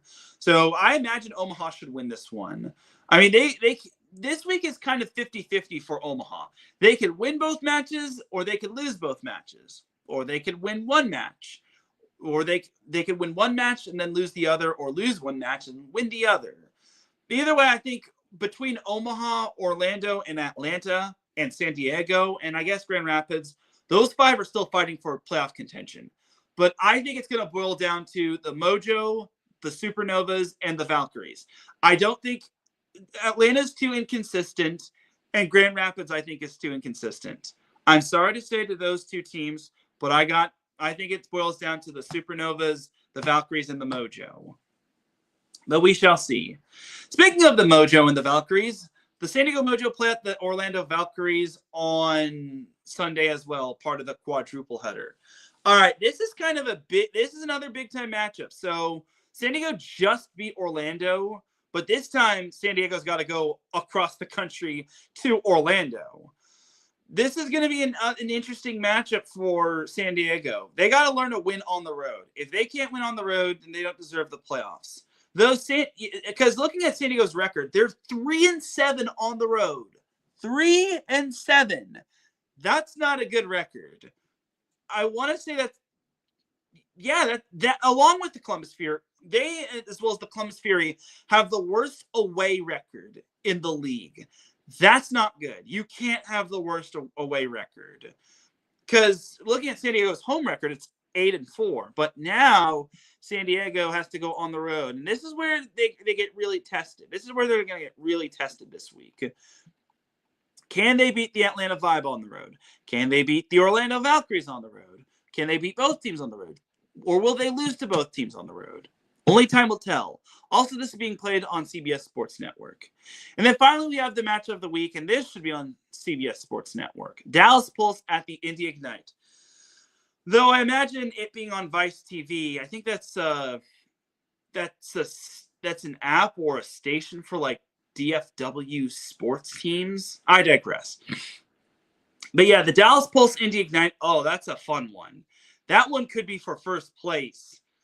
And I imagine both teams are going to want to win out before they face one another in this matchup. I mean, Dallas is Columbus, which is a gimme right there. And then Indy faces Grand Rapids, which should also be a gimme. But yeah, Dallas-Indy is going to be a very fun matchup, and I can't wait to see what happens when it comes to this matchup. I think both these teams are going to leave it out on the court, and that one could go either way. But we shall see. Because Dallas only needs one more win, and then they can't finish any lower than second. But home court advantage doesn't mean squat diddly because, well, seeding doesn't really mean anything just because you're going to be playing at a neutral site anyway. You're going to be playing in Vegas. So we'll have to wait and see. And then I guess also on Wednesday, there's the Atlanta Vibe versus the Grand Rapids Rise. I'm not sure if we can classify that as week 16 or week 15, but Atlanta needs this. This could be an elimination game right here in the event that both of these teams lose their matches this week, but we shall see. But yeah, I'll preview more on that next week. I should also mention that next week's show will not be on Monday. It'll be on Tuesday just because I have something going on Monday. So we'll have to wait. So basically, I imagine next Tuesday will be me going live and then me basically, unless further notice, I have something else happening. But I imagine next week's show should be on Tuesday at 6 p.m. Pacific time, but we shall see. All right, but that's going to do it for the MLV Week 15 preview. So now let's go over a little JUCO volleyball. So the regular season is officially done, but we had some late last day drama as we had Golden West taking down number 2 Golden West taking down number 1 Orange Coast in 4, which was a massive win right there. I just felt that OCC just didn't have it in them. I just think that they made too many mistakes. The second set, they whiffed on a 21-19 lead, which Golden West is the last team you want to have only a 2-point lead against late in the set. I know they thumped them in set 3, but still, I think that the OCC left a lot of meat on the bone. That said, it didn't really wind up mattering in the long run just because OCC had the number 1 seed locked up, and then Golden West and the number 2 seed locked up. So, but there was another late upset. We had Fullerton reverse sweeping Santa Monica, which was a big win right there. I was very impressed by that win.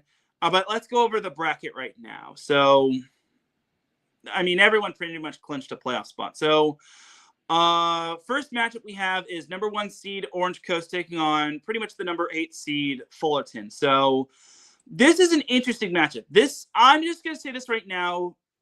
The playoffs are wide open this year. The 3C2A men's volleyball playoffs are wide open this year. And honestly, I think it could go either way. I don't think there's a cakewalk matchup this year.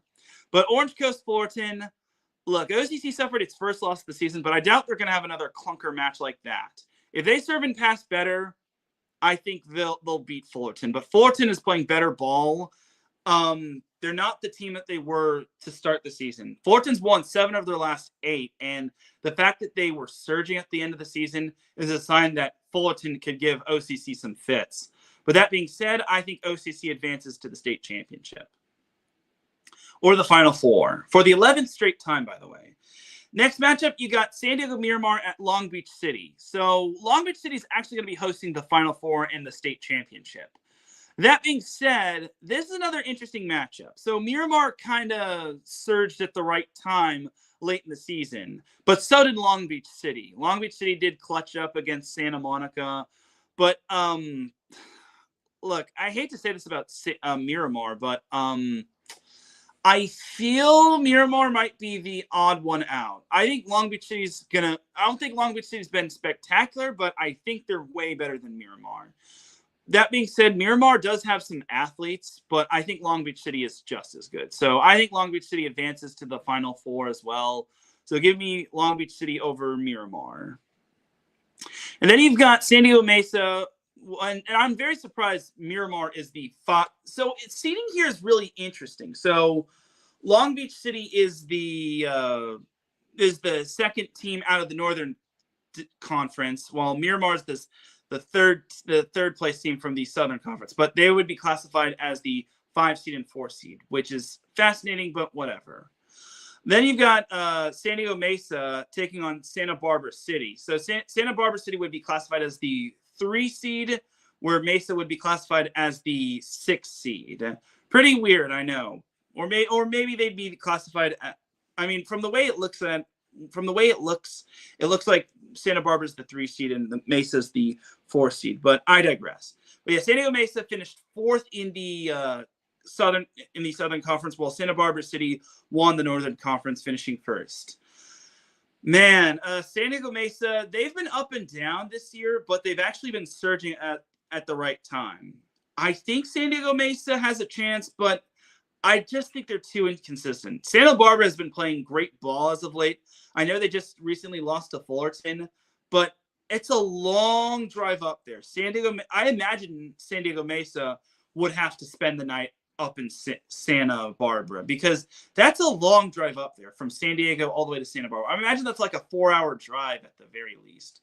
But I have Santa Barbara City winning. I think Bridget Coolish has done a great job with her program. I can't imagine Santa Barbara losing at this point, especially since San Diego Mesa has just been overly inconsistent. And then finally, we have the number 2 seed Golden West taking on this number 7 seed Santa Monica. Man, Santa Monica got screwed in terms of seeding. If they don't lose that matchup to Fullerton on the last day of the season, they're the ones that are they don't face Golden West. They'd be facing Miramar.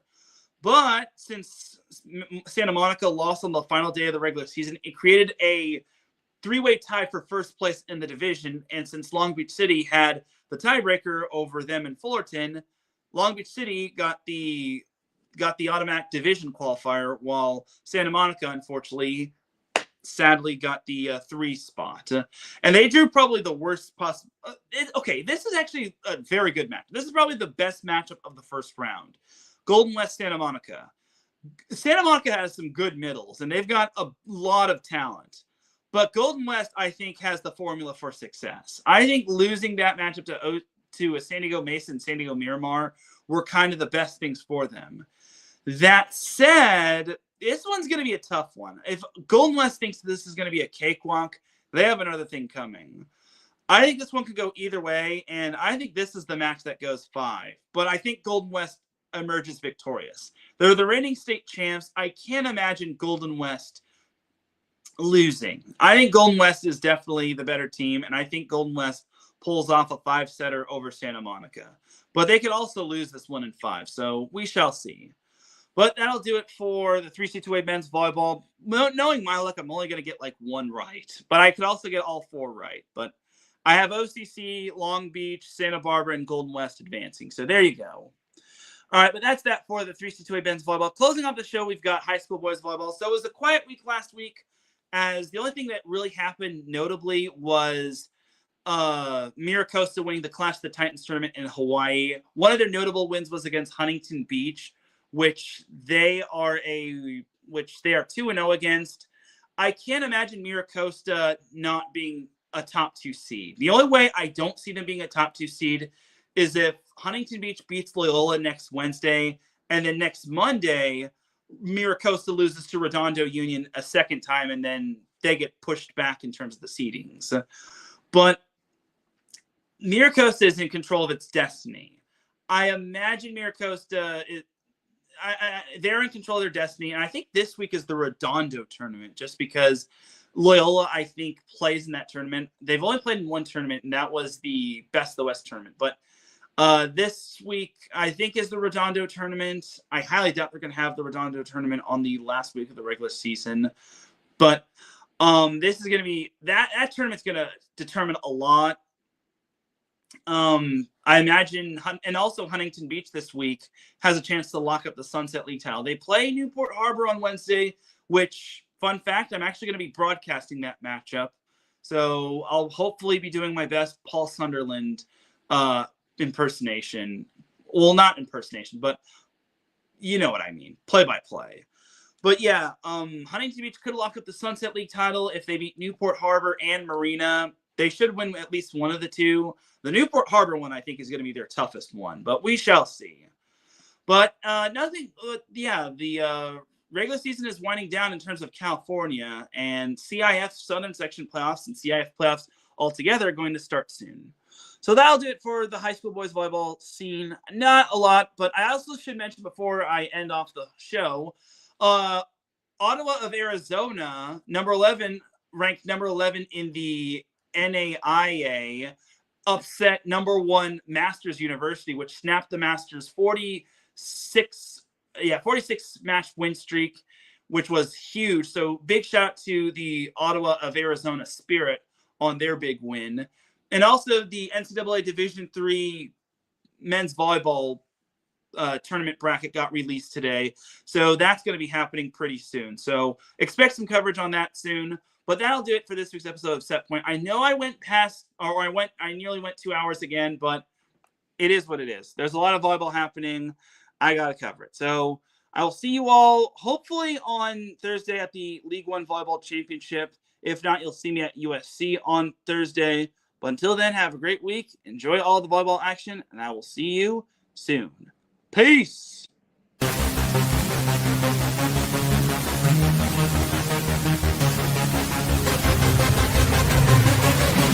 Yeah.